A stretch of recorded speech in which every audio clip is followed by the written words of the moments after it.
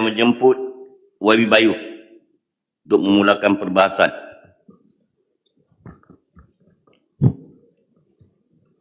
Assalamualaikum warahmatullahi wabarakatuh. Salam sejahtera. Bismillahirrahmanirrahim. Alhamdulillahirabbil alamin. Wassalatu wassalamu ala asyrafil anbiya'i wal mursalin wa ala alihi wa sahbihi ajma'in. Subhanaka la ilma lana illa ma 'allamtana innaka antal alimul hakim. Wa la haula wa la quwata illa billahil aliyyil azim. Ya Mak Tuan Speaker, saya rasa masa ada lagi masuk kat saya lagi.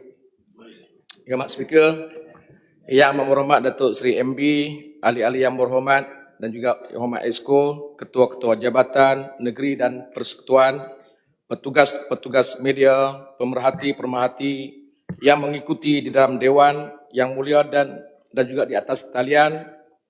Seterusnya, rakyat serta pengundi Bayu yang saya kasihi. Alhamdulillah, syukur kehadrat Allah Subhanahu wa taala kerana dengan limpah inayahnya membolehkan kita hadir di Dewan yang mulia ini untuk persidangan Dewan Undangan Negeri Kedah bagi mesyuarat pertama penggal kedua untuk sama-sama kita menyuarakan hasrat rakyat dan pengundi di kawasan masing-masing bagi memastikan kebajikan, pembangunan dan ekonomi rakyat dapat diselesaikan dengan lebih baik dan berkesan.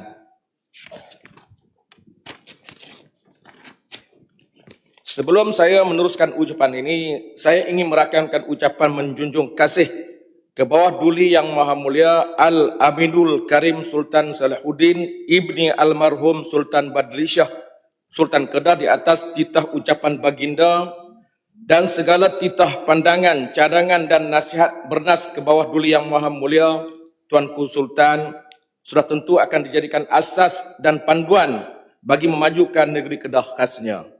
Yang Hormat Speaker, sebagaimana yang kita sedia maklum, dalam tempoh lebih kurang 6 bulan, kita semua telah pun menjadi wakil rakyat. Banyak pengalaman yang telah kita sama lalui dan tempuhi dalam memberi perkhidmatan yang terbaik kepada rakyat di kawasan masing-masing, dan saya berkeyakinan kita semua akan mampu menghadapi apa jua rintangan yang ada demi memastikan kebajikan rakyat dapat terbela.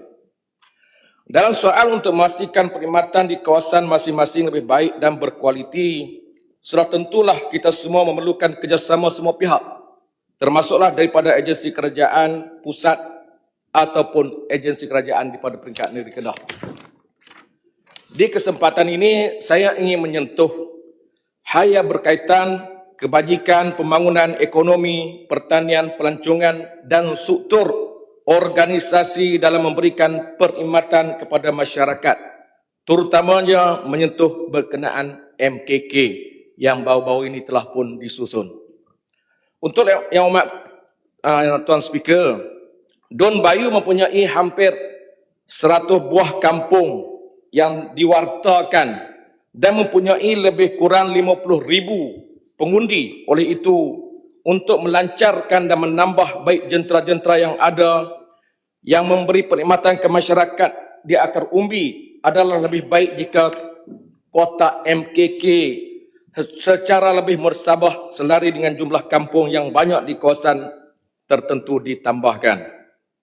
Sebagai contoh, di Bayu, boleh dikatakan kebanyakan mereka yang dilantik sebagai pengurusi ataupun setiausaha MKK tidak dapat menjalankan perkhidmatan yang berkesan kerana mempunyai kawasan yang begitu luas untuk disediakan.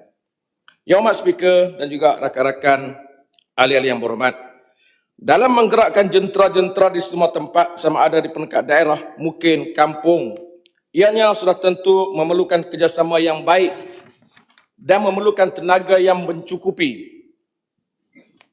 Kita semua sudah menjadi kerajaan dan mengurus tadbir negeri untuk memberi perkhidmatan yang terbaik kepada rakyat. Jadi penstrukturan semula jentera-jentera di komuniti kampung, jentera-jentera di bawah pusat khidmat DUN perlu ditambah baik, yang mana jika kita lihat sebelum ini pengagihan kotak MKK yang telah dilaksanakan oleh pihak-pihak kerajaan tidak begitu sempurna dan juga munasabah. Adakah pihak yang berkenaan di bawah Yang Hormat Exco Pembangunan telah pun membuat kajian dengan keadaan geografi, kepadatan penduduk, jumlah kampung yang perlu disedia oleh setiap MKK dan sebagainya sebelum memutuskan kota tambahan bagi setiap DUN, di mana jika dilihat agihan ini tidak seimbang dengan faktor yang saya katakan tadi. Atau adakah ada pengiraan lain daripada pihak YB-Exco lakukan sebelum memutuskan agihan kota kepada setiap DUN? Pada pandangan saya, sepatutnya sebelum memutuskan jumlah kota MKK ini, pihak YB-Exco atau pihak yang berkaitan haruslah berbincang bersama wakil rakyat di setiap DUN terlebih dahulu. Di mana jika kita lihat jumlah MKK di setiap parlimen tidak seimbang dengan jumlah kampung yang ataupun penduduk. Ini menggambarkan seolah agihan ini tidak adil kepada pengundi, terutamanya di kawasan yang memerlukan. Dengan ini, saya memohon agar satu kajian segera perlu dilakukan bagi menambah kota MKK, terutamanya di kawasan yang luas seperti Don Bayu, kawasan yang mempunyai banyak kampung serta mempunyai ramai penduduk agar dapat memberikan perkhidmatan yang terbaik kepada rakyat yang telah memilih kita yang berada di sini. Saya tidak pertikai jumlah yang telah diluluskan, iaitu 1240, 1000 lebih, yang mana kita amat menyedari keadaan ekonomi di peringkat negeri. Saya tidak pertikaikan, tetapi yang saya pertikaikan, adakah agihan kota-kota MKK ini dikaji berdasar kepada penduduk dan juga kampung? Bagi saya ada setengah tempat yang mendapat jumlah kota MKK yang cukup banyak, sedangkan kampung tidak banyak dan rakyat tidak banyak. Tetapi mengapakah pengagihan ini tidak adil kepada sesetengah DUN? Bukan saya pertikai berkenaan dengan jumlah yang telah diluluskan oleh pihak kerajaan negeri yang berjumlah 1240. Yang saya maklum, yang saya pertikai, adakah pemilihan untuk setiap DUN ini diagih secara relevan ataupun munasabah. Itu saja. Yang Hormat Speaker, kedudukan geografi di Don Bayu yang merupakan kawasan luar bandar dan kebanyakan penduduk terlibat dalam bidang pertanian, penternakan, pelancongan dan sedikit dalam sektor perniagaan IKS. Justru itu, ia memerlukan satu perancangan yang begitu teliti untuk kebaikan jangka masa panjang dan pendek bagi merubah nasib rakyat, khususnya di Don Bayu yang kebanyakan merupakan golongan B40 dan juga golongan miskin. Saya setuju dengan pandangan daripada Lunas, yang mana tanah-tanah terbelia ini cukup banyak. Di kesempatan ini juga saya ingin memohon kerajaan negeri Kedah memberi perhatian yang lebih serius dalam sektor pelancongan seiring dengan daerah Baling yang diberikan status daerah eko perlancongan. Kerana banyak tempat serta produk baru yang berpotensi untuk dimajukan terutamanya di kawasan saya. Yang Hormat, Exco Pelancongan kena beri perhatian. Yang mana kita tengok kawasan Baling banyak produk-produk baru yang perlu diketengahkan. Oleh itu saya amat berharap perhatian yang lebih daripada Exco Pelancongan dalam membantu menaikkan produk-produk serta tempat pelancongan baru ini dari segi bantuan, promosi, aktiviti serta penambahbaikan kepada pengusaha atau pemain industri pelancongan supaya dapat menyemarakkan dan menambah bilangan pelancong yang masuk ke daerah Baling atau negeri Kedah amnya sempena tahun melawat Kedah 2025 kelak. Saya berharap kerajaan negeri tidak hanya berharap kepada tempat atau produk yang sedia ada sahaja dalam menggamit pelancong ke negeri ini. Pihak berwajib dengan kerjasama semua pihak harus membangunkan tempat atau produk yang baru agar menjadi tumpuan pelancong setanding atau lebih baik daripada yang telah sedia ada.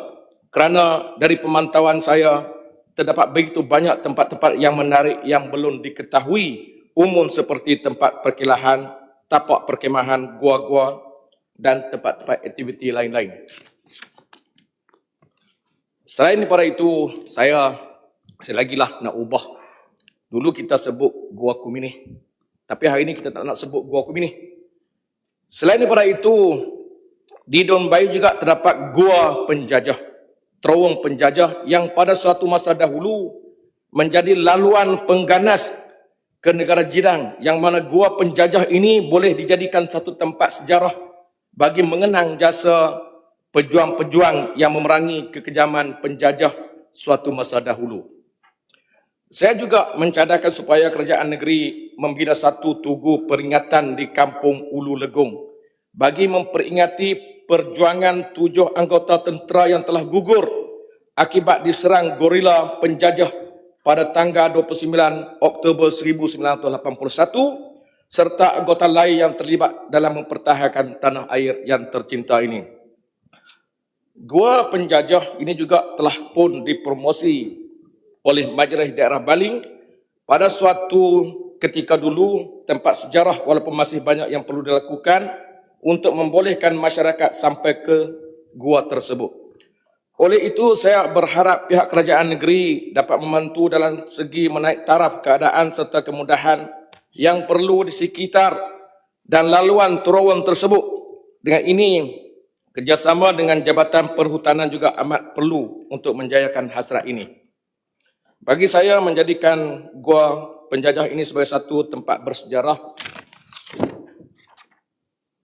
dan pelancongan bukan bermakna kita menyokong atau menghargai mereka yang telah menghargai mereka, tetapi ianya ada satu peninggalan sejarah yang perlu kita buktikan kepada generasi sekarang ini di mana pengganas penjajah pada suatu masa dahulu adalah satu gerakan gerila yang kejam dan dapat membuktikan betapa pejuang-pejuang tanah air kita pada waktu itu begitu komited dan cekap dalam mempertahankan tanah air tercinta. Yang hormat Datuk ni Tuan Speaker, minta maaf tak bawa spek mata sebab tu. Boleh menjelas sikit? Boleh bagi laluan ke? Balik Boleh. Bayu. Boleh. Baik, terima kasih Bayu. Saya rasa seperti yang Bayu katakan tadi, menaikkan semula terowong penjajah tu, saya akan satu langkah yang mungkin boleh membawa kepada keistimewaan sikit lagi di bahagian Baling, di mana perkara yang sama ada di Betung. Jadi ramailah orang-orang kita yang pergi masuk terowong Betung daripada kita pun ada. Jadi daripada kita biarkan orang kita ke Betung, lebih baik kita bagi dia pergi Baling. Sekian, terima kasih. Terima kasih Sidam. Ini merupakan satu produk baru untuk menggamit pelancong daripada negara jiran masuk ke sini. Hari ini kita tengok banyak pelancong keluar, tapi dengan adanya produk-produk baru ini, ia akan dapat menarik pelancong daripada Thailand, Yang Hormat Speaker, untuk masuk ke kawasan negeri Kedah, terutamanya di kawasan daerah Baling. Yang Hormat Speaker, selain daripada itu, saya juga ingin menyentuh sedikit berkenaan isu kebersihan di restoran, pekan-pekan hari dan pasar malam, di mana keadaan kebersihan kurang memuaskan dan kita perlu membuat persediaan untuk memastikan semua restoran, gerai-gerai, premis perniagaan dan pasar-pasar hari serta pasar malam perlulah dipantau agar sentiasa bersih dan berada pada tahap kebersihan yang tinggi kerana faktor ini dinilai oleh pelancong serta orang luar yang datang ke negeri kita. Oleh itu, kita perlu tanamkan sikap untuk menjaga kebersihan dan perlu bertindak daripada sekarang untuk pastikan semua tempat menjadi tumpuan, terutamanya di Dom Bayu dan juga di negeri Kedah. Dengan ini saya juga ingin mendapat kepastian adakah pemantauan sering dilakukan oleh pihak kerajaan ataupun PBT bersama dengan Kementerian Kesihatan untuk memastikan tahap kebersihan ini terjaga.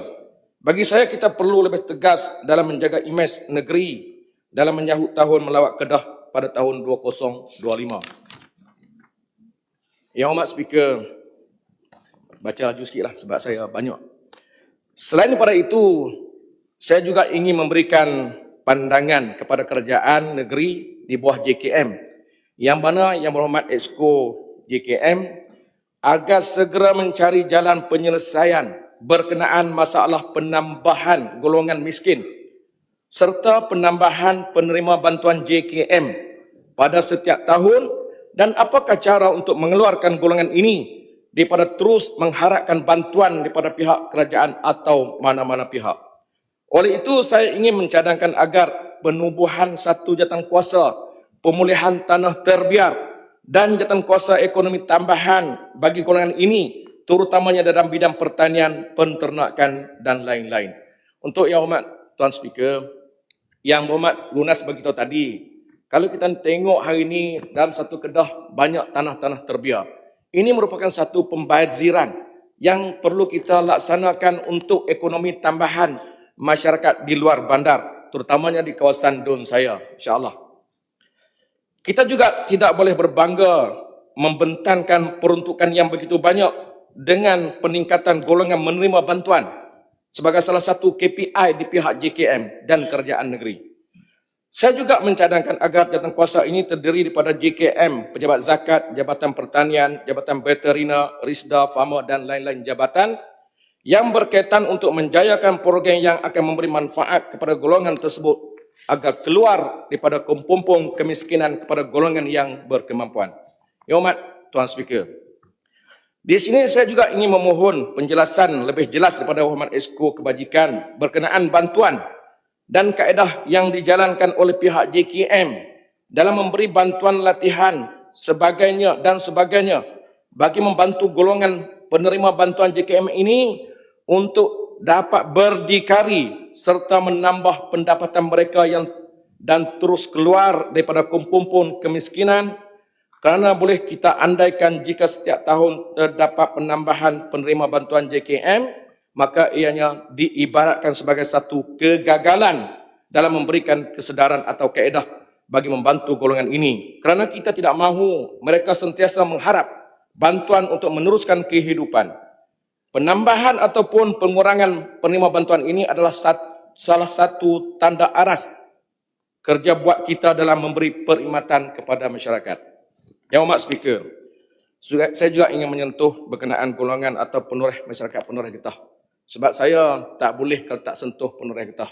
Sebab saya merupakan pengurusi Persatuan Pengusaha dan juga Penoreh Getah Negeri Kedah. Yang Hormat Speaker.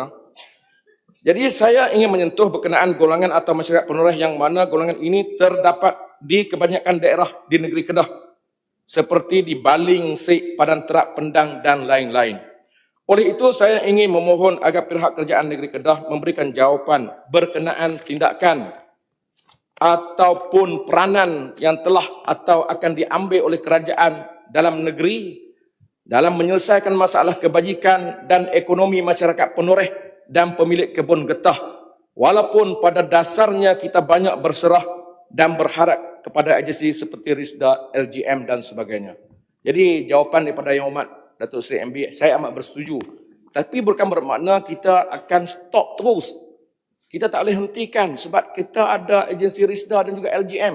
Saya minta kalau boleh Yang Hormat Speaker jemputlah selepas ini hadir bersama di Dewan ini lembaga getah dan juga pihak Risda untuk sama-sama kita berbincang untuk penyelesaian jangka masa panjang. Apakah kita ada bekerjasama dengan agensi tersebut bagi memastikan segala bentuk perancangan ekonomi dan kejatuhan harga getah ini dapat diatasi serta memberi faedah kepada penoreh dan pemilik kebun getah. Dengan ini saya mengesyorkan dan juga mencadangkan kepada kerajaan negeri Kedah seperti mana di Sabah. Di negeri Sabah kita ada LGS, Lembaga Getah Sabah. Sekarang dikenali sebagai LGIS, Lembaga Industri Getah Sabah. Mengapakah kita di peringkat negeri Kedah ini tak boleh mencadangkan supaya diwujud satu lagi iaitu Lembaga Getah Kedah yang dikenali sebagai LGK. Kalau kita daripada Yang Hormat Jitra pohon satu perancangan lain di Bandaraya Getah, tetapi saya mohon supaya kerajaan negeri pertimbangkan supaya kita wujudkan Lembaga Getah Kedah yang dikenali sebagai LGK yang akan memainkan peranan yang besar bersama kerajaan negeri dan juga jabatan-jabatan seperti LGM, Risda dan sebagainya. Yang mana kita tengok dengan tertubuhnya LGK ini, pihak kerajaan negeri Kedah sentiasa boleh berurusan dengan lebih baik, terutama dalam memantau harga getah di kilang. Selama ini yang dimanipulasi dalam proses pengiraan harga daripada KGK kepada KGB. KGK ini kandungan getah kering dan dikira setelah diproses KGB. Harga KGB yang rakyat dapat ini adalah harga KGB, harga kandungan getah basah, dan yang ni telah pun dimain ataupun dimanipulasi oleh pekilang-pekilang yang ada di dalam negeri Kedah ini Jadi kalau kita ada satu lembaga yang dikenali sebagai LGK, Lembaga Getah Kedah ini, ia akan dapat memantau dan mengawal selia harga-harga getah daripada jatuh dan juga daripada merosot dan akan memberi manfaat kepada masyarakat penoreh. Tak celahan sedikit. Okey. Boleh Bayu? Okey, Boleh. Ya. sedikit saja. Untuk soalan yang Bayu lontarkan tadi, saya rasa jawapannya telah ada. Sebab soalan yang sama saya bertanya pada sesi yang lalu, iaitu jawapan pada soalan bertulis nombor 27 berkenaan dengan kebajikan untuk pekebun-pekebun kecil. Sekian. Puan ni gua cepat. Jadi sebab itulah kita mau tak mahu dalam negeri Kedah kita ini rakyat yang ada yang mewakili masyarakat penoreh getah cukup amat banyak. Yang saya maklum tadi 38%. Dan sudah tentulah kita kena membantu juga. Tidak boleh nak mengatakan bahawasanya kita ke depan ni kita nak kena lahirkan anak-anak penoreh ni untuk menjadi guru dan sebagainya. Itu satu pandangan yang cukup baik. Tapi mengapakah kita tak fikir untuk kelangsungan hidup masyarakat penoreh yang mana hasil negara kita. Hasil negara kita juga adalah berpunca daripada sumber getah yang daripada dulu, kini dan selamanya. Minta maaf ya Mak Speaker, saya terpaksa lantang untuk mempertahankan penoreh getah ni sebab saya pengurusi. Kalau saya keluar nanti, pengundi akan balon saya gila-gila. Sebab tu saya minta hari ni. Bayu boleh buat pergulungan. Banyak lagi. 4 minit lagi. Jadi, LGIS di Sabah berjaya membantu LGM dalam hal-hal yang berkaitan IPG melalui kad PATG dan lain-lain. Untuk setiap tahun, kerajaan pusat menyediakan dana yang berjumlah ratusan juta untuk insentif pengeluaran getah yang kita dapati. Dana-dana ini semua diurus oleh LIGS untuk permudah penoreh-penoreh di negeri Sabah. Oleh itu, apakah kita di Kedah tidak mahu menggunakan kaedah yang sama untuk bekerjasama dengan LGM atas platform yang kita pohon, iaitu Lembaga Industri Getah Kedah yang akan memainkan peranan bersama LGM bagi membantu memberi perkhidmatan yang terbaik untuk penoreh dan masyarakat pekebun getah di negeri ini. Yang hormat Speaker, jumlah peruntukan musim tengkujuh pada tahun 2024 berjumlah 255 juta dana lebih. Dan 55 juta ni diperuntuk kepada LGIS, Lembaga Getah Sabah. Jadi kalau kita wujudkan lembaga getah di Kedah ini, sudah tentulah kita akan boleh berbincang dengan kerajaan pusat untuk nak ambil peruntukan yang ada, yang telah diluluskan di Parlimen untuk diberi kepada Lembaga Getah Kedah. Ini saya pohon cadangan supaya kita semua kena memikir kaedah macam manakah untuk kita nak membantu juga masyarakat penoreh yang seiring dengan kerajaan pusat. Jadi selain daripada penoreh getah. Lantik mencelah. Ya. Terima kasih Tuan Speaker. Terima kasih pada YB Bayu. Tak duduk. Tadi YB Bayu menyebut tentang penoreh-penoreh getah. Dan ramai penoreh-penoreh getah di kawasan saya di Dom Dantik. Dan sekarang ni kita tengok minat untuk mereka menoreh ataupun mengerjakan ataupun dalam bahasa Sikh-nya motong tak ramai. Dan kita lihat banyak kebun. Bayu duduk dulu kot. Banyak kebun-kebun getah yang telah terbiar yang tak ditoreh dan banyak sudah menjadi semak samun kerana tidak menarik minat pada mereka untuk menoreh. Jadi seharusnya ada usaha-usaha untuk menarik minat orang muda ataupun orang dewasa untuk terus menjalankan aktiviti menoreh getah ini. Kita tak mau industri kebun getah ini dibiarkan berkubur. Terima kasih. Terima kasih. Okay, boleh buat pergulungan lah. Masa dah ada sikit lagi.